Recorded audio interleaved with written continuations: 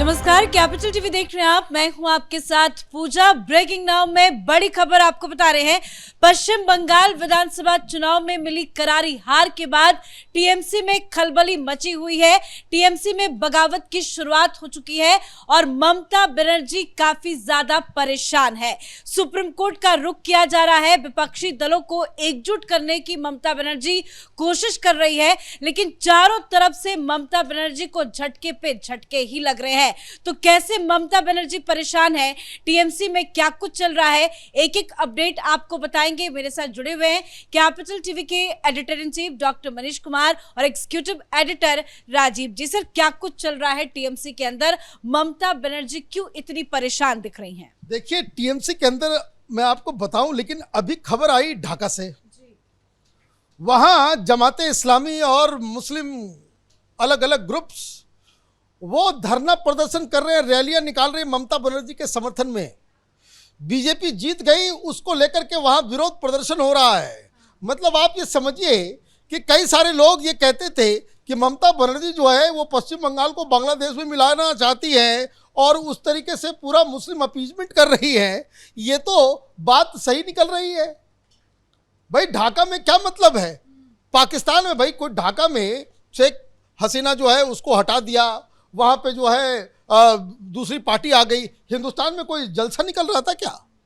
तो ये तो कहानी है कि ममता बनर्जी बांग्लादेश में ज़्यादा पॉपुलर है और पश्चिम बंगाल में आज की तारीख में कम पॉपुलर है।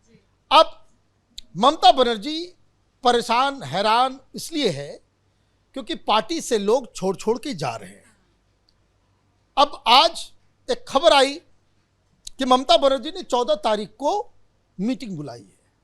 मीटिंग विधायकों की नहीं है, उसमें विधायक भी हैं, उसमें सांसद भी हैं, उसमें तमाम लीडर्स को जो है बुलाया गया है।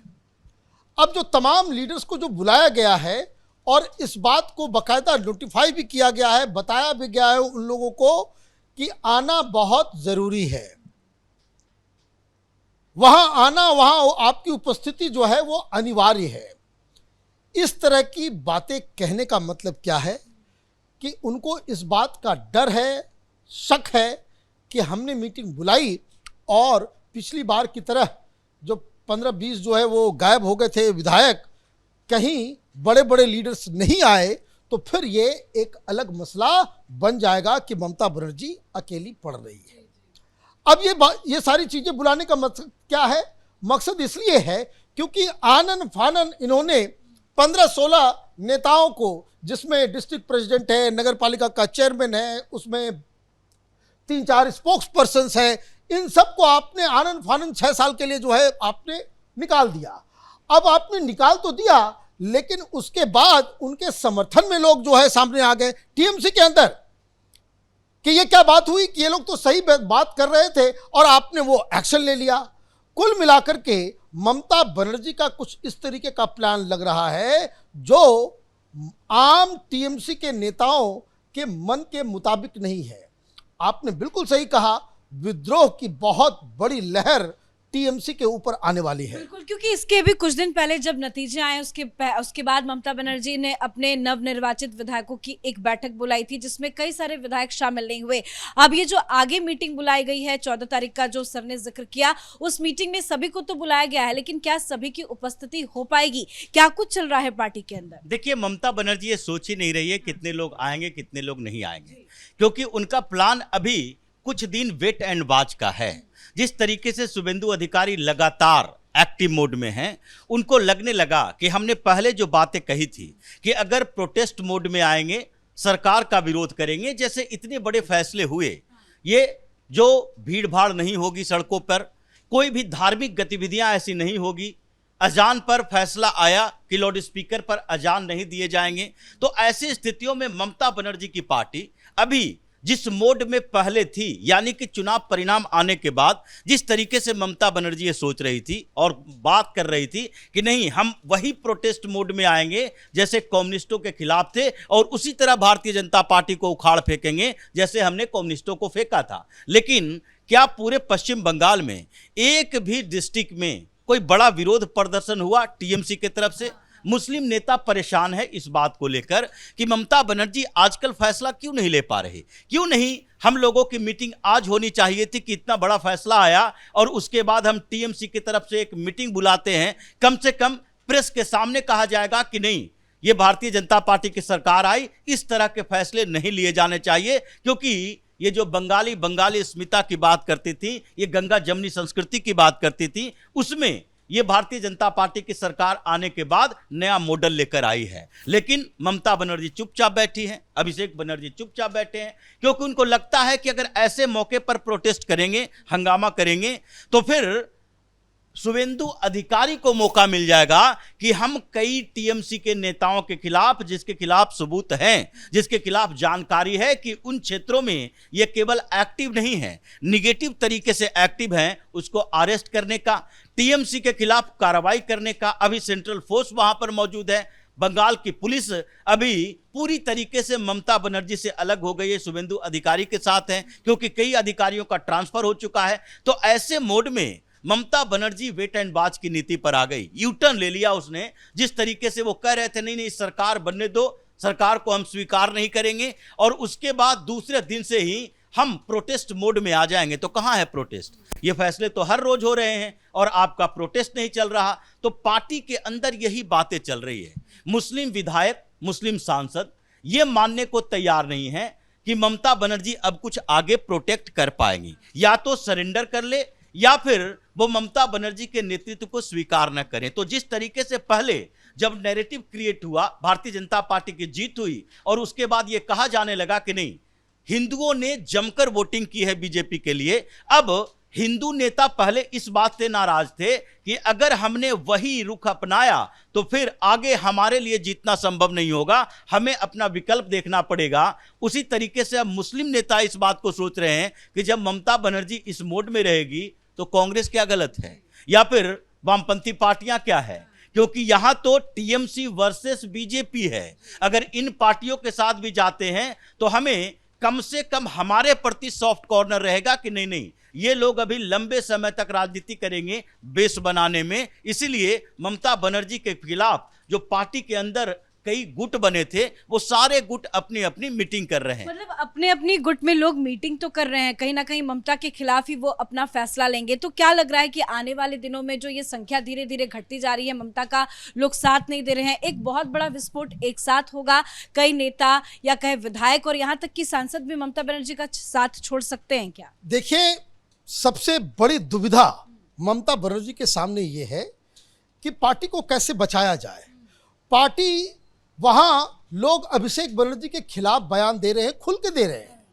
अब ममता बनर्जी ये चाह रही है कि किसी तरीके से मीटिंग बुलाएं, सारे लोगों से ये कहा जाए कि आउट ऑफ द टर्न जाकर के लोग जो है मीडिया में जाकर के बातचीत ना करें। दूसरी दिक्कत ये है कि अगर अभिषेक बनर्जी को सारे लोग टारगेट करने लग जाएंगे तो फिर ममता बनर्जी क्या करेंगी, आप कैसे? और सबसे बड़ी समस्या क्या है कि आप पहले दिन नाराजगी इस बात के लिए भी हुई कि सबसे पहले दिन जो आपने विधायकों की बैठक बुलाई 4 दिन के बाद रिजल्ट आने के, उसमें आप अभिषेक बनर्जी के लिए तालियां बजा रही हैं और लोग उससे नाराज हुए कि आपने कह दिया कि सबसे आप इस तरीके से अभिषेक बनर्जी अपने आप को प्रोजेक्ट कर रहे थे कि ममता के बाद वही हैं, वही इस पूरे विजय कैंपेन को जो है वो लेकर के जा रहे हैं। अब अचानक से हार हुई, अभिषेक बनर्जी सामने नहीं आ रहे, अभिषेक बनर्जी प्रेस कॉन्फ्रेंस नहीं कर रहे हैं, अभिषेक बनर्जी जो है बस बैठ करके उनकी जो ट्विटर का सोशल मीडिया का टीम है वो सिर्फ यही लिख रहे हैं कि यहाँ हमारा टीएमसी का नेता पिट गया, यहाँ हमारे ऑफिस को जला दिया गया, यहाँ हमारी जो है किसी कार्यकर्ता को जो है वो खदेड़ा गया। आप यही बिल्कुल हेल्पलेस की अवस्था में आप जो है आ गए हो। दूसरी तरफ जिस तरीके से ताबड़तोड़ एक्शन शुभेंदु अधिकारी ले रहे हैं, तो ममता बनर्जी के पास पहला टारगेट ये है कि अब तक जैसे रिजू दत्ता हो या कोई भी हो, जिस तरह की बातें ये लोग कह रहे हैं कि पैसे लेकर के टिकट दिया गया, आईपैक ने ये किया, ये सारी मर्मरिंग वो बंद हो। That is her first objective.